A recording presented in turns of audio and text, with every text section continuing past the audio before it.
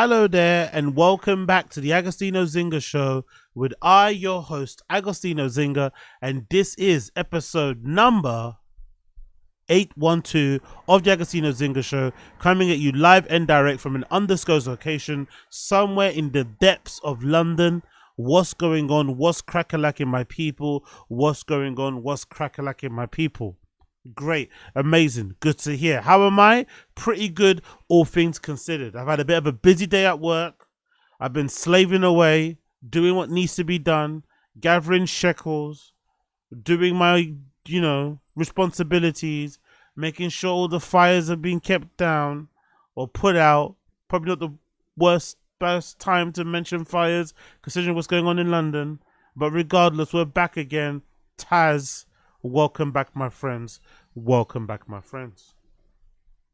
I've had some interesting things on my mind lately. One of the most interesting things I've had on my mind lately, and something I've been observing from afar, and I've noticed that this might be a unintended consequence of maybe the Me Too movement. Maybe. This is a really weird one to come out, but this might be an unintended consequence of the Me Too movement.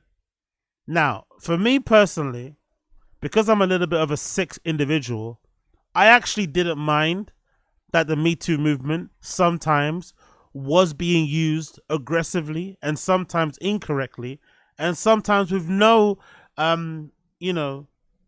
with no care in the world as to who would get hurt, because there were tons of women out there who had no recourse for situations that they had encountered or situations that they had been involved in with other men where they'd been harassed, where they'd been abused, or whatever it may be called, and they weren't able to get any justice in the court system. Because I'm sure some of you guys know the court systems, when it comes to sexual assaults and harassments and even stuff like rape, it's really difficult to get convictions.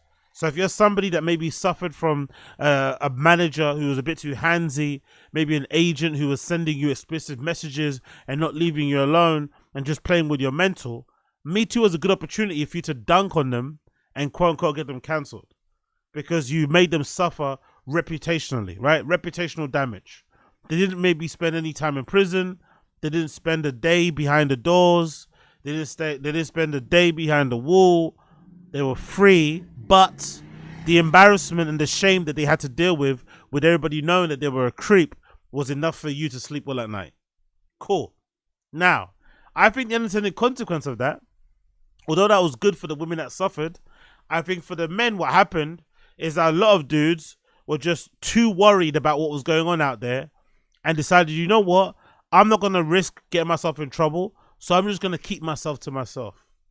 So I think ever since then, again, I have no data to back this up. I have no data to back this up. No data, no research. I'm just talking out my ass. But I think ever since the Me Too movement, it wouldn't surprise me if across the board, interactions between men and women, especially random ones, are down. And that doesn't mean because of apps, because dating apps have always existed. It's not because of that.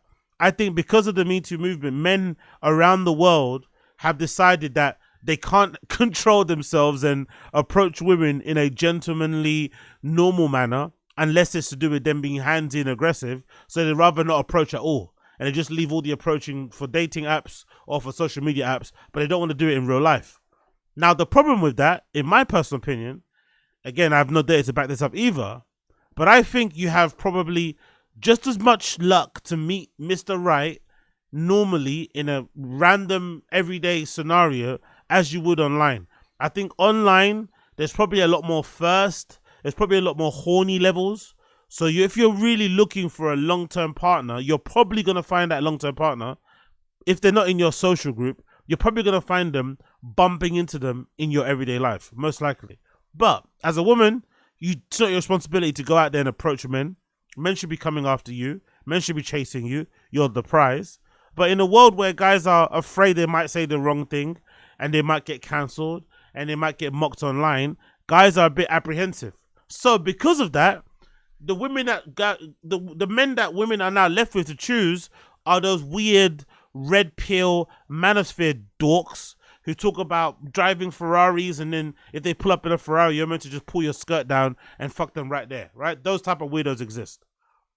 Now, the problem with it is that now we've kind of gotten used to that. So a lot of dudes have gotten used to just not approaching and just chilling and having a good time and enjoying themselves. And if somebody comes their way, they come their way. So what we have now, I think, is a situation where dudes across the board are just afraid to talk to women in real life, even if they're in a prime space to do so. And what do I mean by prime space? I mean the gymnasium. Because if you go to the gym is actually one of the best places to find your long-term partner, your life partner, if that may be the case. Same with the church. You're probably going to find your life partner, somebody you're actually going to like fully in the church or in the gym. But as great as it is to find somebody in the gym, because most likely the person in the gym you're meeting is going to be somebody that, you know, looks after themselves, somebody that probably has a good head on their shoulders, somebody that probably doesn't drink as much, doesn't party as much, doesn't do as many drugs, maybe somebody that's kind of aiming for things, going to things, a go-getter, whatever it may be called, right? That's the person you're going to be finding it. Or somebody that just takes their mental health seriously and is kind of working towards kind of getting themselves right. But it's also the worst place possible to go and try and draw gash. The reason why I say that is because this lady online has gone somewhat viral on my side of the internet. Her tweet has got 10.6 million views. 10.6 million views. And I thought it was really important to talk about it. This young lady tweeted, "Wait, so guys won't move to girls in the gym?" And I personally think it's a mistake for you as a man to approach a woman in the gym. I think gyms should be left to be places where you go to work out. There should be a place where you go to exert whatever you need to exert there. There should be a place where you go to get your sweat on, go get your body right, go get your mind right, or just unplug from the outside world like I do sometimes. When I go to the gym, I tend to always have a playlist ready. I'll tend to have an album ready. I'll tend to have a DJ mix ready that I downloaded. Now I use YouTube Premium on your phone. It's fucking sick. You can download videos and watch them in the background. So I'll always have music available and things available that I want to tune into and listen to. And for the most part, if it's a mix, I'll try and go for a mix that's like an hour minimum. So it kind of, you know, covers my workout time. And I'll press play and I make a point not to touch my phone again until the end. The only times I'll touch my phone is if I take a picture of like my set. Maybe I'll take a picture of the row machine. I might take a picture of the barbell, just upload to my socials. But I don't like to touch my phone a lot. I want to be locked in my workout. Part of being locked in your workout, I also think, is also not communicating with those around you. Having your headphones in and locking on your workout. Not being overly chatty. Not being on your phone too much. Just not being flirty. Not trying to hook up with people. I don't think it's necessary. Even though the temptation is great and the options are vast, right? And if you really want to meet somebody that you're actually going to spend your life with, what better than somebody that's maybe on the same path that you're on when it comes to health and fitness. But I just think in that particular scenario, if there's ever a time where you need to turn down the horny meter, where you need to maybe settle the first, I think a gym is a good place to do it. I think it's a good place to be somewhat disciplined and be like, you know what? I'm going to avoid trying to chat to people and just go there to work out, if possible. Even though it's the best place to go and talk to somebody because they're on the same path that you're on, I think it's better you just stick to what you're doing. Stick to what you're doing, get your workout, and then keep it moving. There's no need to go and do all this other shit. Personally, that's what I would do if I was in there. But I know because there's such a lack of options out there, and because women are probably pissed off that guys aren't approaching them in real life because they're scared of being Me Too'd or getting cancelled or going viral, and then they go up on a shade bar and shit. Because of all these issues that are happening, a lot of men are trying to just stay out of it. I get it, I understand, and maybe the options for the women out there aren't the best. But I just think as a dude, you should do yourself a favor and just keep yourself to yourself and go and work out for working out's sake. But we also live in a strange world where everyone wants to do everything everywhere at all times. There is no separation between work and play. Everything is play, everything is work. No one is just going to do a certain thing, go and do it and go home. They want to have their cake and eat it at all places.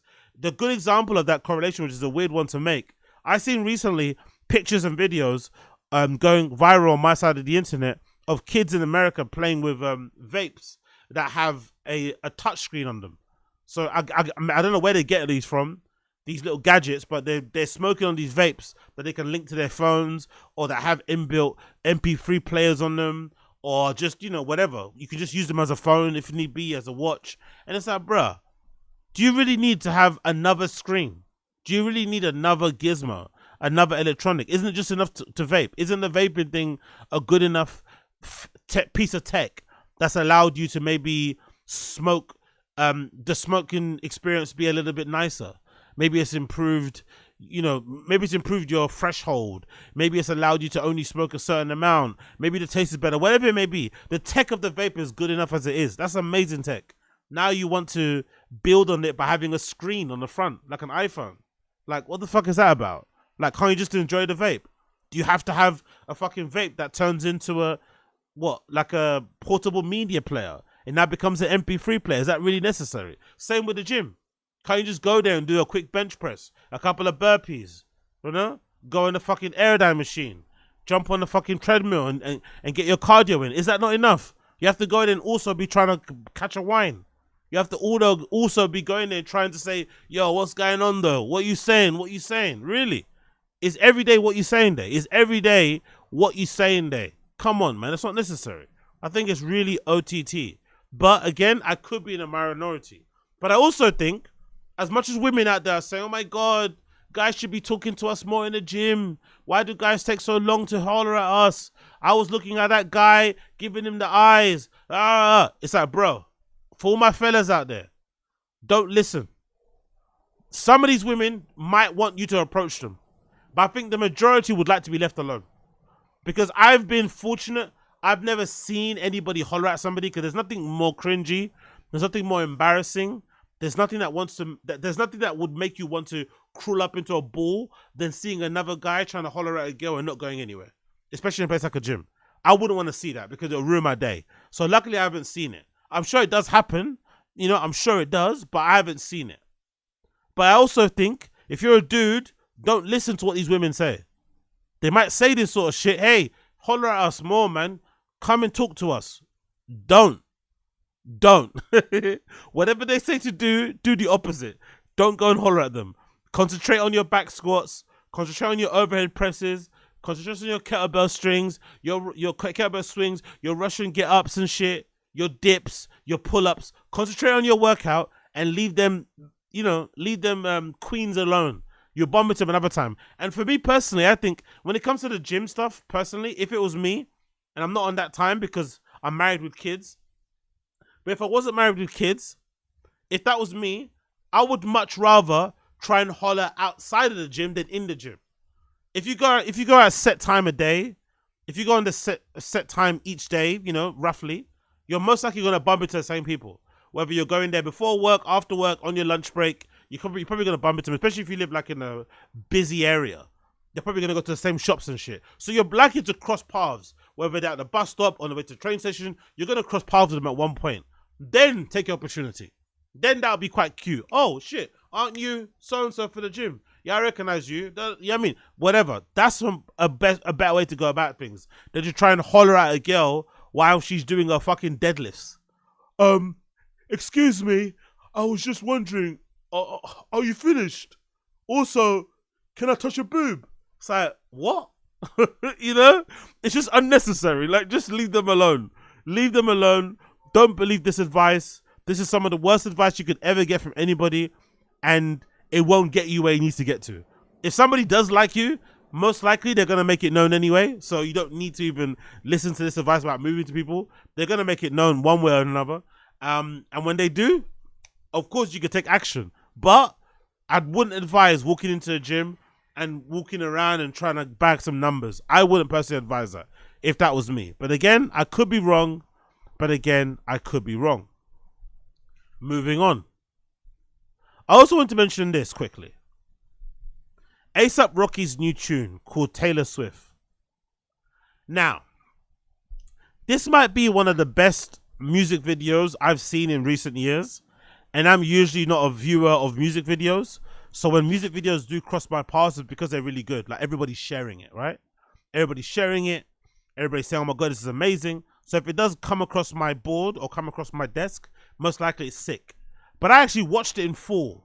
I watched it in full twice. One, you know, on with the volume on and one with the volume off. And I have to admit, this is a really, really well done music video. It's no surprise though, because Org, A$AP Rocky's production, video editing platform, whatever thing that he does, they always produce good videos. I don't think A$AP Rocky has one bad video. All his videos are fucking good. The only video I don't like of A$AP Rocky's, which, you know, probably isn't fair to say, is Fashion Killer. I think the Fashion Killer video is so naff, it's so cheesy, it's so corny, it's so, I don't know, I've always hated it. I thought they could have executed that idea and theme behind Fashion Killer way better than the video they did. So, I really do like this video. It's incredibly creative. He does a good job of like transporting you into whatever world this fucking video is set in. But the really sad thing about this video for me, the really fucking sad thing, the song. Brothers and sisters, the song sucks so badly. It sucks so badly, it's kind of sad how bad this song is. The song is terrible. Maybe one of the most forgettable, easily forgettable songs I've heard from Rocky in a long time. It sounds dated. It doesn't sound memorable. It just sounds like it's meandering. It's just really, really lackadaisical and underwhelming, especially given how good the music video is. It really doesn't do the video justice. If anything, the video shows up the tune. And it's really sad because Rocky was really good at one time, right? That's what I was thinking earlier on, before I did the podcast, before I was recording, before I was gathering all my topics. I was thinking to myself, it's really sad because Rocky's really good. Rocky's a really good artist. I've been a fan of his for a while. I've seen him perform at festivals. I've seen him perform live, blah, blah, blah, blah. But then when I thought about it some more, and actually tried to take a look and went into his fucking, what's it called? His Wikipedia, and I checked for myself, I realized Rocky hasn't put out a good album in a long time, you know. I forgot how long it's actually been. If you actually go through his Wikipedia and you're really being honest with yourself as an A$AP Rocky fan, I think his last good album was At Long Last A$AP. And that came out in 2015. I thought Testing, although it did well in the charts and sales-wise, I thought Testing was pretty shit, personally. Not a very memorable album at all. If anything, I bet you, again, I have no data to back this up, I'm talking out of my ass, but I bet you any money, or I would have a feeling that, most likely, A$AP Rocky's set list when he goes on tour is made up of mostly tunes from At Long Last A$AP and Long Live A$AP. I bet you those two first albums dominate the majority of his set list. I bet he doesn't have much records from Testing that really garner a reaction when he performs live. So it's pretty wild to see that although he's regarded as a really good artist and he's in a particular sort of like bracket, when you actually analyze his discography, it's not that good. It really is kind of mediocre. And it makes you think, like, people like Big Sean, who I'm not the biggest fan of, but he gets a lot more stick than Rocky does. But Big Sean probably has way more what you deem to be classic albums, recent ones, than Rocky does. Rocky's last good album was released in what? 2015. 2015 was his actual last good album. The rest of it has been very forgetful. It makes you think, what did this guy think he was going to do with Drake? I understand why he wanted to do it, because Drake was maybe coming at him in his relationship with Rihanna, and you know, you're going to speak up for yourself, you're going to stand up for yourself. But what did he really think was going to happen between him and Drake? Drake would have chewed him up and spat him out in record time. It wouldn't have been fair. Rocky is really, might be done musically, which is crazy to say, considering how he came into the game. He came into the game I thought very creative, obviously super talented. He also came in with a really high ceiling. I thought like he could really go into doing some incredible like psychedelic synth poppy alternative type of stuff, but it hasn't really worked out for him. And obviously I think a lot of it has to do with his career outside of music, being a model, being an influencer, being a label owner, and just being an all-round, you know, creative in that sense of things. He probably has never had to rely on music to really survive for a long time. maybe since 2015. Maybe that's the last time he actually was depending on the music check to like pay his mortgage and shit. Nowadays, he has so many revenue streams, plus he's flipping, you know, basically married to Rihanna. There is no onus or demand or need for him to really push himself when it comes to the music. And maybe that's what you can hear. Maybe what we're listening to is just vibes and sounds of a person who's kind of bored. You know, doesn't have much motivation. Could just get in a booth and, you know, fart into the mic, and they're only gonna sell like 10,000 records anyway. It doesn't matter. Just keep myself kind of active in that regard. But I think for the fans, myself included, it's a big shame because I wanted this song to be good because this is a lead up to his album Don't Be Dumb that's meant to be coming out this year. It was meant to be coming out actually end of August, but it got delayed, and I think it got delayed because I don't think the reaction or the, you know, the desire for Rocky's album wasn't as high as probably people thought it would be. So they had to delay. And I think Rocky, if I'm not mistaken, I think he lied about, oh, you guys are leaking my records, so I have to push it back. It's like, bro, I'm on those leak sites, right? I'm on the leaky sites. I'm on what's that leak site that I use? I'm not gonna mention the name, but you know, if you know, you know what I'm talking about. The URL ends with CX. I'm on the, you know, KTT2. I'm on all these places. I'm on all the places where leaks drop, and I don't see people talking about A$AP Rocky leaks. I don't see people dropping whole albums or EPs worth of material that's never dropped before. So I think he was lying to kind of build up anticipation or to make it seem like people are anticipating it, but they're not, which is a real shame. Because again, like, I think he's super talented. I think the video is very creative, you know, very heady, all over the place. Those are weird, crazy references all over it. But when it comes to the music, when it comes to the bars, when it comes to the production of this particular album, it is really, really bad. Really bad, lacking in anything to remember it by. His lyricism and his bars are hardly discernible. You can just about hear what he's trying to say. It seems like he's just mumbling and repeating stuff again and again. I don't know. It's really fucking bad, I'm not gonna lie. And I'm surprised at how bad it is.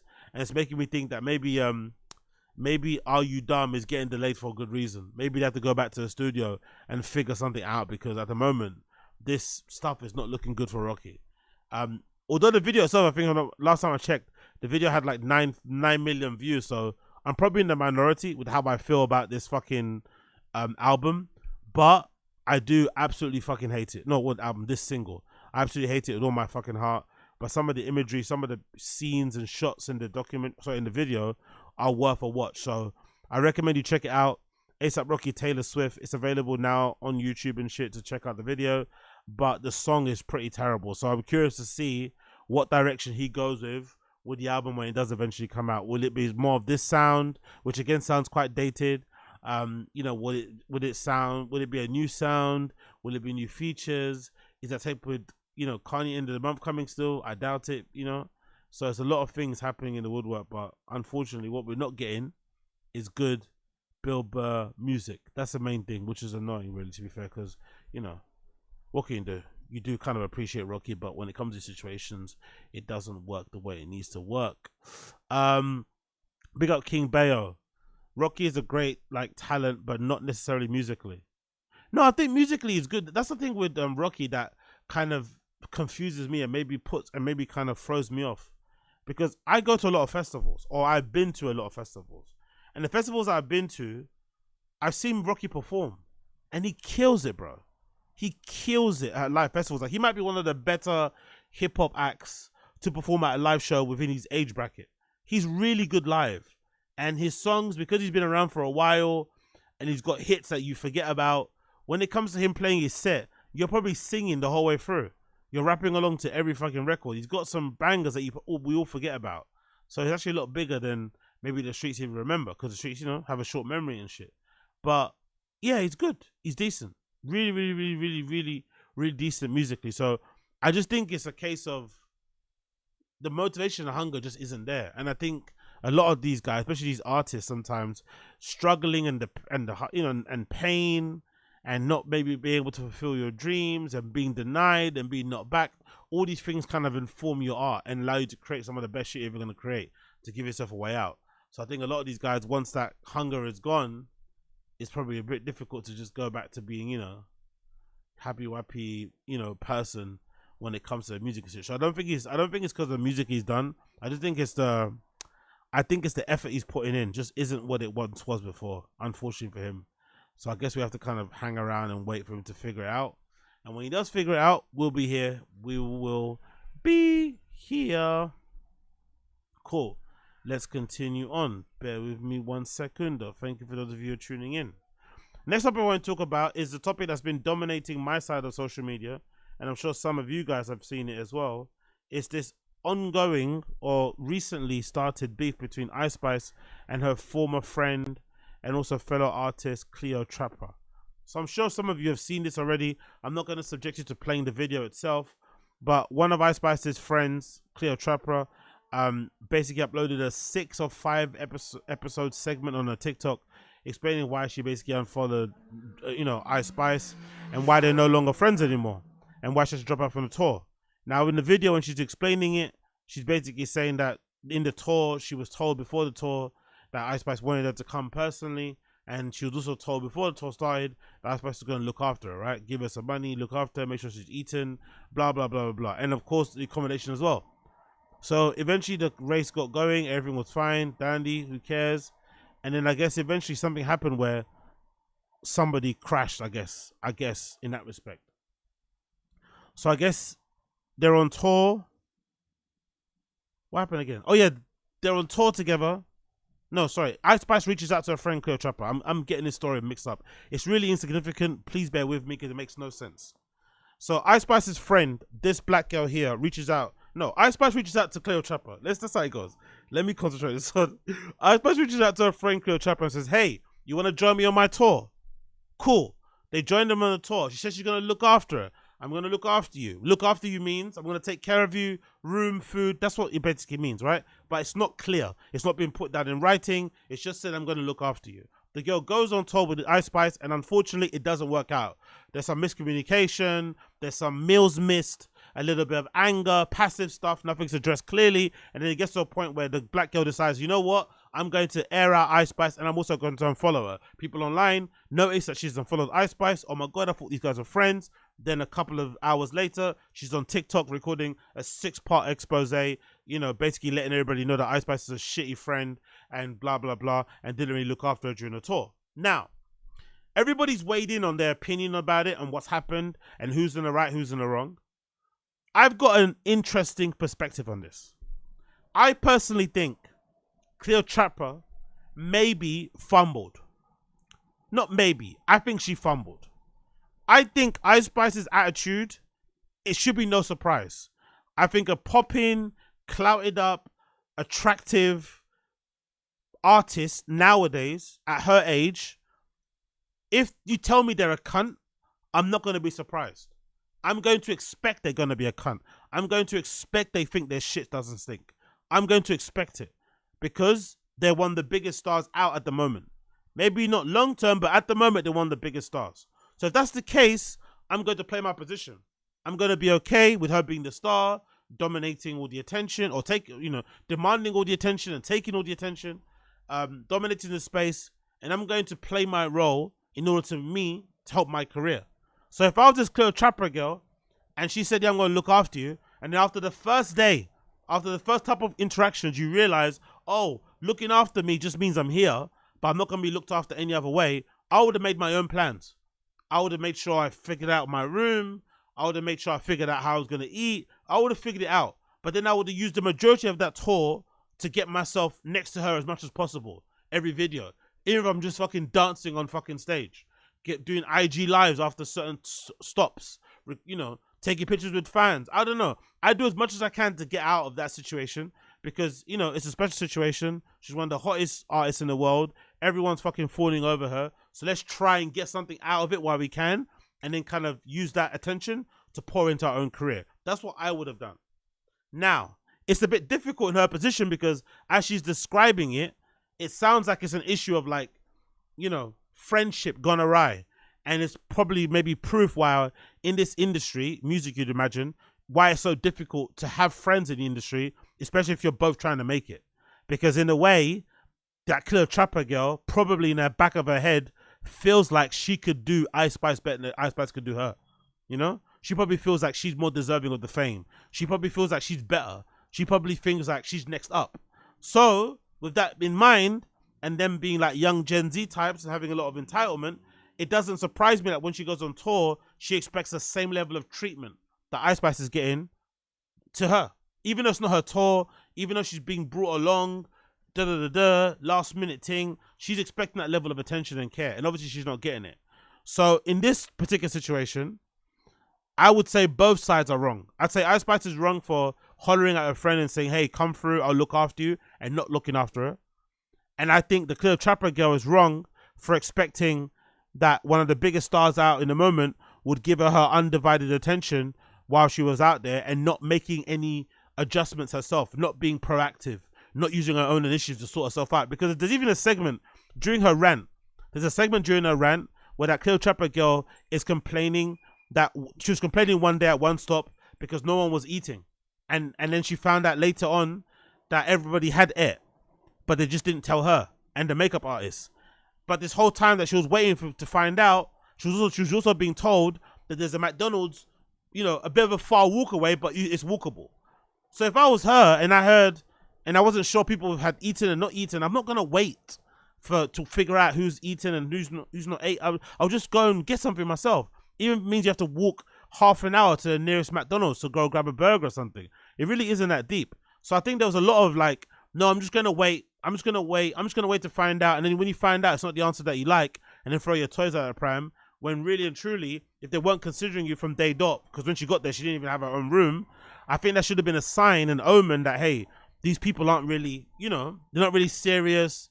Maybe Ice has brought me along just as a friend. She hasn't really told her label and, you know, whatever. I would have made adjustments. I think she didn't make the adjustments enough, and obviously things ended up transpiring the way they ended up transpiring.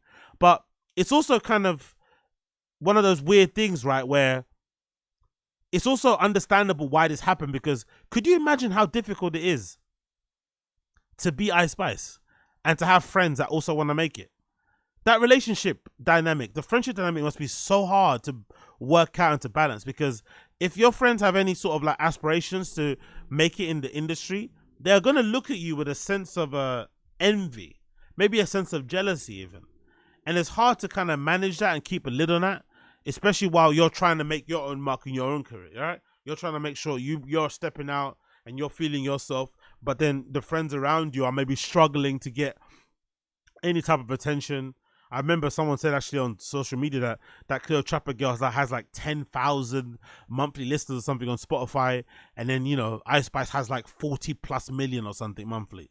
So, you know, the gap between them two when it comes to popularity and attention nowadays, it's just too big to even kind of, you know, fathom. So imagine that's happening in real time while you're also trying to make your career. It's just going to make it awkward relationship. Maybe it's why it's beneficial if you are an artist to maybe surround yourself with people who maybe don't want to make it in the field you're in. They're just working a job, you know. And I can remember even from my brief dalliance in the industry, one of the best things about being on set in certain places, especially when it comes to TV or no, especially music, I feel like, especially music. In the actual industry, you'll meet a bunch of people who work behind the scenes who have no interest in hip-hop or whatever music genre is out there. They just work a job. And I think it actually is quite refreshing and nice, because you get to meet people who are just like happy to just hang out and do their job and keep it moving. They're not trying to like make their dreams come true. They're not hell-bent on becoming the next this, the next that. They just want to do a good job. So I think maybe if you're an artist, it might be actually beneficial, even if you're, you know, have good intentions to put people on.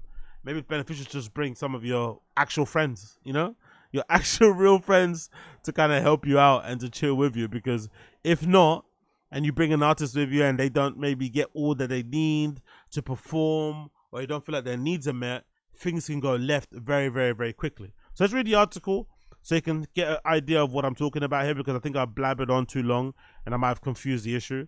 But the headline is: Ice Spice's former manager Cleotrapa claims the rapper is using Ozempic amid a heated feud. I fucking love it. Ice Spice's former friend Cleotrapa alleged the Barbie World rapper was using Ozempic as the duo became embroiled in a heated feud online. That's been a common suggestion, that she is using Ozempic. I think after seeing that exercise video, I think it's clear to see that she doesn't for sure Ozempic has helped. I don't think it's been a whole thing, but for sure she hasn't lost all this weight because she's been doing, you know, weighted sit-ups. Like, let's be fair. After watching that video of her working out, you know, as hot as it was, especially towards the end, she's doing the splits and she's fucking arching her back and shit. When it comes to the actual exercises, that girl doesn't exercise. Like, let's be real. Let's be real. But it's just funny that the confirmation that she probably did use Ozempic is coming off the back of this beef. You know, it doesn't make any sense why this will come up, but I guess it's coming up. So it continues. The rapper real name is Isis Niger Gaston has already denied using the weight loss drug after she slimmed down for him, sparked Ozempic speculation. But Cleotrapa referenced the rumors that she fired off against the star after Spice 24 described her appetite as a vacuum. Yo, that might be one of the best insults I've ever seen or ever heard recently. It's so direct, it's so mean, it's so uncalled for, and you know, considering that she was replying back to, you know, this girl's 6 fucking video expose and her pouring her heart out, it was very gaslighty. You know what I mean? Like, she's saying, "Oh my God, she's saying wasn't acknowledged." She's complaining about not being seen. She's complaining about her feelings not being considered. And then the first thing Ice Spice does when she gets on Instagram is like, "Bitch, you a vacuum." That's such a mean girl thing to say, especially considering this girl had to use Ozempic to get skinny. It's like, bruh, how you gonna fat shame me when you've just got skinny and you got skinny through help of a pharmaceutical? Come on, man. Come on. Oh yeah, this Cleotrapa says, imagine being called big by somebody that was just big. I'm going to bed, bro. Ozempic got y'all gassed and fat phobic now. Bet. The tweet came after Cleotrapa, who was an opening act for several of Ice Spice's Y2K tour concerts, aired her grievances about the singer over the course of her 6 TikToks. By the way, another thing that I didn't like about her as well, that she was complaining about, and I thought that was a bit petty, she complained about not being on a flyer. I think if you're an opener, especially on Cleotrapa's level, I don't really know this girl too tough, and I think I'm quite plugged in when it comes to music. I didn't even know she did music. I recognized her on social media. I recognized her for doing skits, and I think she films like funny like TikTok videos and just in general, right? I kind of know her from that and being a face on the internet, but I didn't know she did music. And I play some of her music. It's pretty decent. You know, there's some pop punk, alternative, indie sort of stuff that she's going for, which is a bit more of a refreshing direction than just rapping, which I'm sure she probably does as well. But she was like, "Oh, I should have been on the flyer." I don't think so. I think at her level, it's a bit waste of time to put her on the flyer. I think it's better just to put her down as special guest. And if you're a fan of Ice Spice and you know her crew, you know her collective, you know who she rolls with, you're probably going to be familiar with who she is anyway, the Cleotrapa girl. So when she pops out on the show, it's going to be a nice surprise. But I don't think she's going to bring anybody down. That's what you want the flyer for. You want the flyer, if you're Ice Spice, you want the flyer to advertise that you're performing and maybe to get some extra tickets sold. I don't think that Cleotrapa girl's going to sell any extra tickets, so I would probably not put her on the flyer either. I'll just put it down as special guests, and wherever comes through, you big them up on the screen, keep it moving, you know? That's what I would have done, but I could be wrong. It continues here. In recent videos, Cleotrapa claimed production refused to purchase her a chicken salad despite her being a member of the tour. Recounting the alleged incident, she stated, "The hairstylist shows me a menu and stuff, and it's like, oh, production, whatever. They're going to order food for everybody. Pick what you want." I was like, okay, I'm getting a chicken salad just like you. Then she shows me a message where somebody from production is like, "Cleo is not part of the budget." How am I not part of the budget, but you're invited me to a tour, Cleotrapa said. The chicken salad debacle was just one of the many issues Cleotrapa discussed in her videos, and Ice Spice subsequently hit back in her complaints on Twitter Spaces. Now, in my personal opinion, this is where I think the Cleotrapa girl was wrong. If you are told that you're not in the budget, just accept you're not in the budget, buy your own food on that day, and then keep that in your memory bank to discuss with Ice Spice the next day or her management and say, "Hey, what's going on? I thought you guys included me," you know, and then get some clarification. Maybe get some things down on paper, whatever. Then do it then. There's no need to keep pushing this, "Oh, I'm on the list, I'm on the list." The only thing I could think of when I was watching the video, because bless her as well, it looks like she was back home, maybe in her own apartment, maybe back in her mum's house and shit. But it looked like there was a bit of pain. You know, being somebody that's grown up rough, I can see and feel people's pain. And it felt like when that girl was talking, a lot of the pain that she was talking about, a lot of the pain that I felt when she was complaining about Ice Spice was like, you know, that pain of like unexpected expenses. So maybe she was expected to get looked after because she literally had no money. And then you're suddenly inviting her to tour and you're making her fucking, you know, I don't know, take out loans to fucking get hotel stays and then she's running out of money very quickly and all this malarkey. So it sounded more like to me that she just didn't have the money to afford covering herself for the majority of the tour. So she really did need to be looked after. But if that was the case, I think the onus should have been on her to reach out or to get clarification from Ice Spice's management or from Ice Spice directly and say, hey, am I in the budget? Like, have you kind of accounted for my presence? Can I be expected to find my own bed, my own room?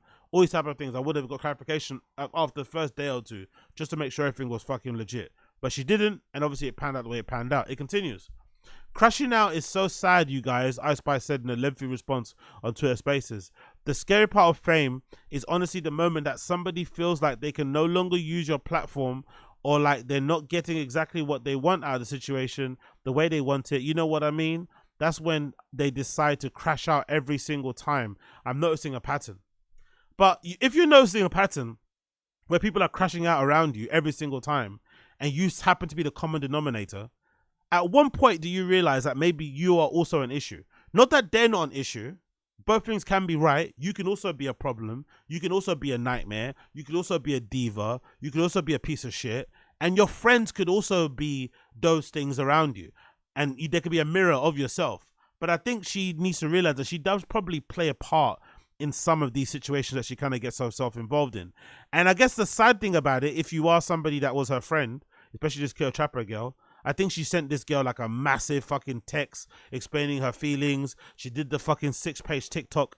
It's going to really hurt you that she's being so dismissive by saying you're crashing out, by saying that you're just jealous or because you didn't get what exactly you needed on tour, that's why now you're crashing. It's like, bro, you invited me. That's the thing that's crazy about this. It's not like this Cleotrapa girl invited herself.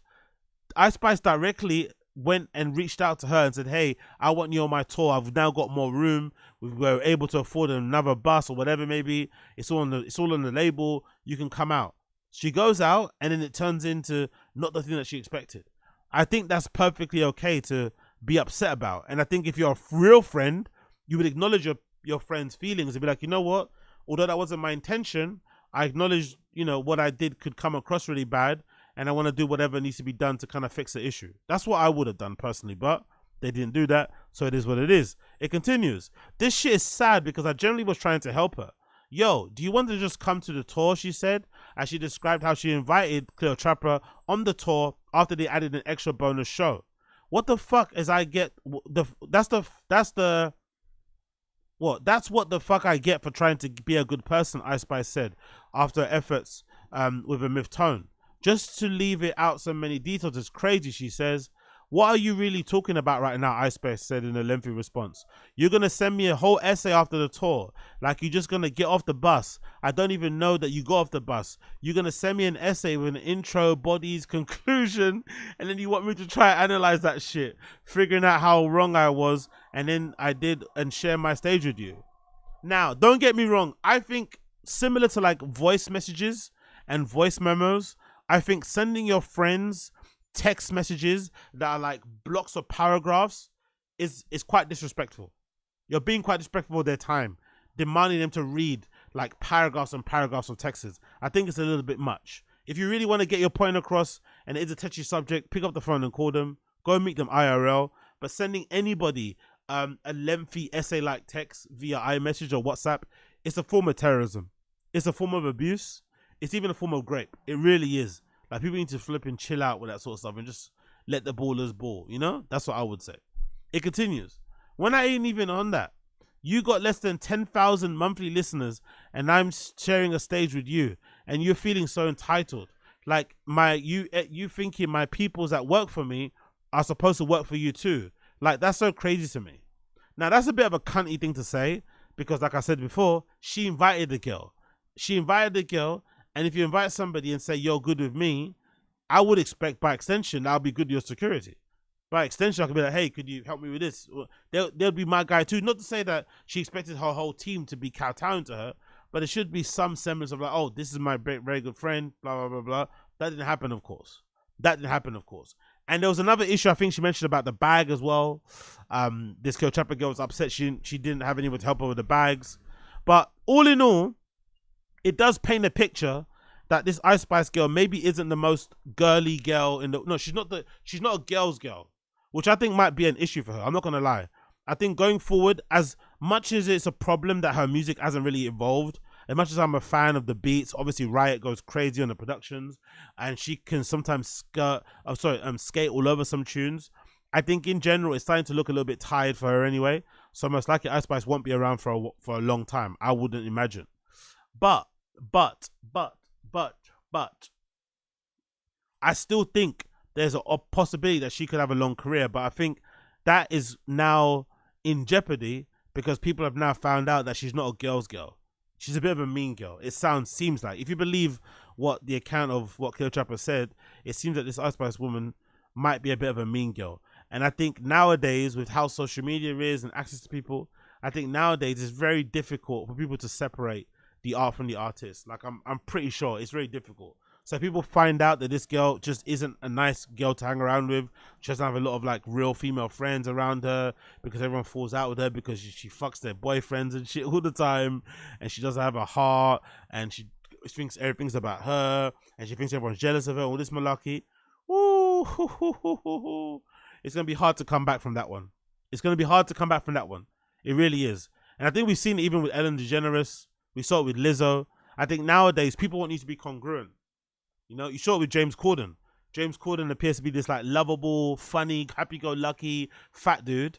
And then you find out that he's a cunt to waiters and stuff when he goes to restaurants, and now everyone writes him off. And like, you know what? We don't like this guy. And I think there's a lot to be said for that. Like, people want you to be congruent. If you show this image online of you being this girl's girl, you've got everyone's back, girl power, you're doing it for a particular type of girl, you're representing all this type of shit, and then people find out, oh no, behind the scenes, you're not a girl's girl at all. You know, you do whatever it takes to keep your position.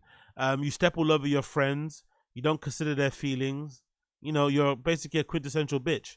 People are not going to be fans of you. And I haven't really seen, the only person I can think of that's kind of been able to escape that might be someone like a Doja Cat.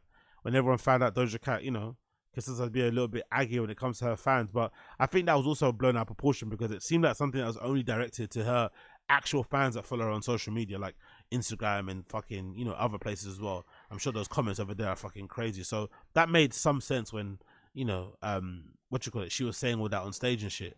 But when it comes to Ice Spice, it's like, oh, you were meant to be this like lovely, happy-go-lucky, cheery, you know, disconnected from reality type of person, but actually, oof, you know, that's a major issue there. So keep your head up, Cleotrapa.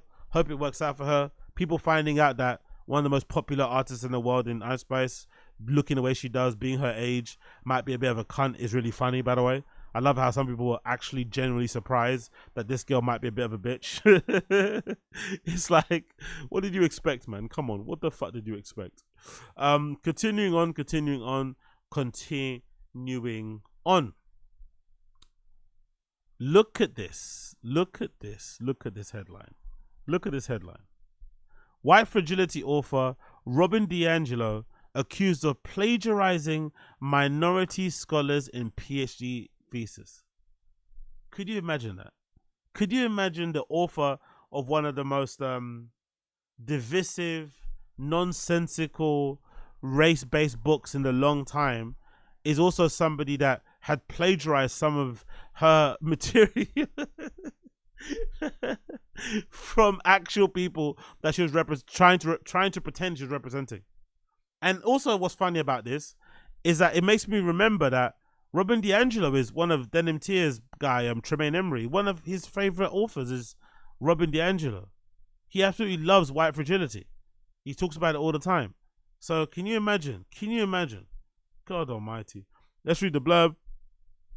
It says, Robin DiAngelo, the author of the Anti-Racism Consultant, who rose to fame and made a fortune scolding white people for their inherent bigotry, has been accused of ripping off the work of 2 Asian American scholars in a 2004 scholar thesis. Honestly, man, you couldn't write a better plot than this. Honestly, I fucking love it. The complaint failed with the University of Washington and obtained by the Washington Free Beacon outlines 20 examples of alleged plagiarism in White Fragility the author's dissertation and Whiteness in the Racial Dialogue. Yo, she was writing about this shit in college. Whiteness in Racial Dialogue, a discourse analysis. Like, yo, imagine being the person that has to mark that. Like, you're not really allowed to give it an F because of the title, you know what I mean? You kind of have to just pretend it's good when you know it's terrible. Among the examples cited are 2 paragraphs reproduced almost entirely from Northeastern University's Thomas Nakayama, who is Asian American, and the author Robert Kreitz, which DiAngelo fails to provide multiple adequate attributions. Another example of the complaint shows that DiAngelo alleged the playing fast and loose with a paragraph written by Asian American professor Stacy Lee at the University of Wisconsin.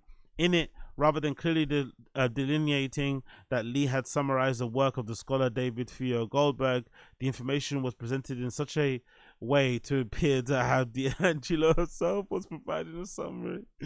Oh, yo, she's a genuine scammer. I just love that these people that grift, you always find evidence of them grifting in their early years. It's not like a one-away thing. You don't just wake up one day and be like, you know what, I'm finna do X, Y, and Z. You do it because you've done something along those lines before, but now you want to see if it actually, you know, actually works. National Association of Scholars President Peter told the Beacon that such a move would be academic in the circles and in paramount it'll be forgery. It is never appreciative. Sorry, it's never appropriate. Sorry, to use the secondary source without acknowledging it, even with words to present it as your own words. In her own website accountability statement, DiAngelo goes into detail about how she claims to have told herself accountable in a variety of different roles, which will cover in the business and personal problems. Always cite that give good credit to BIPOC people in thingamajigger. So that's the book you see there, White Fragility. This book caused so much fucking damage. Absolutely crazy. Hey, yo, big up Ashley. What's going on? I didn't see you there. What's good, Auntie Ashley? What are you saying? I guess, you know, it's killing the headwear game. Yeah, thank you. Appreciate it. At least someone likes it. At least somebody likes it. Appreciate you. At least somebody likes it. As a Beacon points out, DiAngelo stated that the doctor and a Ph.D. in multicultural education have been key to promoting a book. Her high-dollar speaking engagements and her therapeutic seminars where attendees pay up to $40,000 a head. Here are all how the racist they are. She's often formally referred to as either Dr. Robin DiAngelo or Robin DiAngelo, Ph.D. in marketing materials, including the head of her own website, where she claims to have coined the term white fragility in 2011 academic paper. Allegations against DiAngelo have been rash of similar accusations raised in the highest of American academia. So it's fucking incredible. Absolutely incredible. The woman that everyone's lauding as the savior of black people, who happens to be white, is also, bitch, you guessed it, a cheat. Classic, classic, classic, classic. Moving on. I wanted to read this article because this headline got me. Courtesy of the New York Times Magazine. Because this headline got me. And the subject matter is something that I'm very passionate about and something I'm very against. So let's see how much this article will enrage me. Courtesy of the New York Times Magazine. Should I report my friend's cocaine dealer? The magazine's ethics columnist on the duty one has to mitigate drug-related harm. Could you imagine not knocking out your friend? Could you imagine snitching on your friend's drug dealer to the authorities? What is wrong with people? Honestly, let's read the article here. I'm a recent college graduate. Now that I live far away from where I went to school and having some time to look back, I think about the people I knew who use illicit substances, primarily cocaine, and wonder about the harm done by drug dealers. So this guy just sits there wondering about his former friends and how much coke they got up to and wonders if they're all right. Or is he thinking about getting a little packet for himself? What's actually going on here? I don't know. I've never used any drugs. Sure, buddy. But being friends with some users, I know where their dealers live. I never met them, but I heard a lot of things about them. Some of these were wholesome. He has a young kid and a nice girlfriend and enjoys getting his hair cut. Someone not wholesome. He has large quantities of cocaine in his house, uses his work as a flat. I'm considering whether I'm going to report him. I'm not wondering about whether informing the police about him that would lead to prison or whatever, or whether the cocaine is bad, but whether making that call outweighs the detriment of the child also seemingly in his custody might end up in foster care. Should I inform the police or not? This is different to like the Nicholas Recator situation, right? Where he's literally having threesomes in his house and the whole house is covered in cocaine, and the little baby, I think the 9-year-old daughter, she was found with traces of cocaine in her hair and shit. Like fucking crazy, right? Really sad and depressing shit. The kids are not bathed, they're not fed correctly, cool. But if these people are able to keep that shit away from their kids and it's not impacting their personal lives, knocking them out to the feds, knocking them out to child protection services is so insane.